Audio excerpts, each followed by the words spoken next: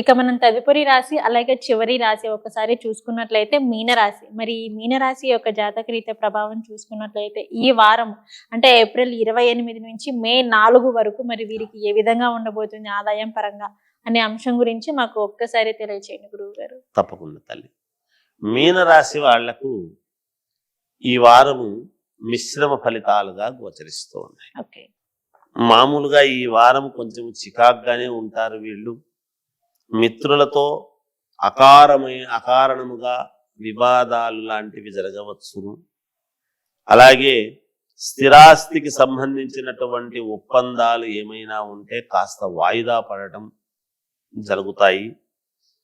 పుణ్యక్షేత్రాలు సందర్శించాలి అనేటువంటి భావనతో ఉంటారు, కానీ వెళ్ళవచ్చును, వెళ్ళకపోవచ్చును. ఎందుకంటే మనస్సు వాళ్ళ వ్యక్తిగతమైనటువంటి దాన్ని బట్టి ఉంటుంది.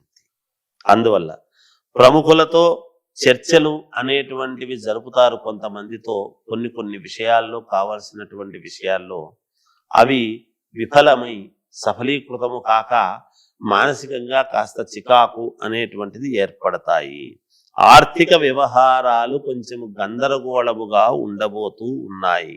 ఏ పని చేపట్టినా ముందుకు జరగక నిరాశ ఎదురవుతుంది గాక. ఆధ్యాత్మిక సేవా కార్యక్రమాలలో పాల్గొని దైవ ధ్యానములో ఉంటే మంచిది అనేటువంటి భావనతో అలా దేవుడి దగ్గర కూర్చోవడం అనేటువంటిది జరుగుతుంది గాక. అధికారులతో ఉద్యోగం చేసుకునేటువంటి వాళ్ళు అధికారులతో చిన్న మాట పడవచ్చునేమో, కాస్త విభేదాలు అనేటువంటివి జరుగుతాయి. వ్యాపారం చేసుకునేటువంటి వాళ్ళు అనుకోకుండా కొన్ని మార్పులు చేయవలసినటువంటి అవసరం ఏర్పడుతూ ఉన్నది. సకాలములో డబ్బులు అందక మామూలుగా వ్యాపారం చేసుకునేటువంటి వాళ్ళు చిన్నపాటి ఇబ్బందులు పడేటువంటి విధానముగా ఉన్నది. శుభకార్యాలకు సంబంధించినటువంటి ఆహ్వానాలు ఏవో, మా ఇంట్లో ఈ పని జరుగుతుంది రండి అని పిలవవచ్చునేమో, కానీ మీరు వెళ్ళలేక కాస్త చిన్న ఇబ్బందులు పడవచ్చును. ఇంకా ఈ వారము చివరిలో ఆకస్మికముగా కొంత ధనం అనేటువంటిది రావటము జరుగుతుంది.